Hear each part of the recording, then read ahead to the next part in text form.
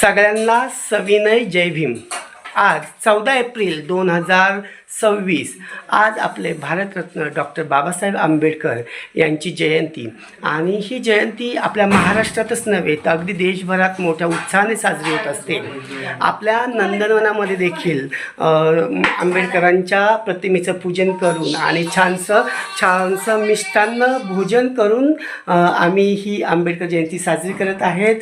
तर आज आपल्याकडे आलेल्या आहेत सावित्रीबाई फुले वृद्धाश्रम बेलसरच्या संस्थापिका आदरणीय नंदाताई मंडलिक मॅडम आणि त्यांच्यासोबतच त्यांचा नातू आलेला आहे ओम मंडलिक।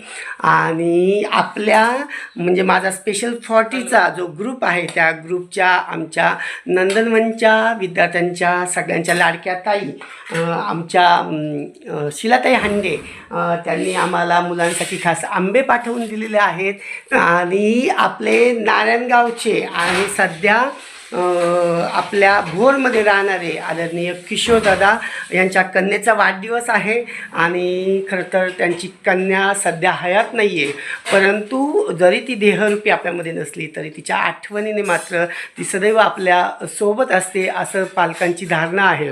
आणि कुठेतरी म्हणतात की दुःख वाटल्याने हलकं होतं आणि आनंद दिल्याने तो वाढतो। तर त्या अनुषंगाने आज खरं तर आपल्या या दिव्यांग बांधवांना भोजन दिलेलं आहे।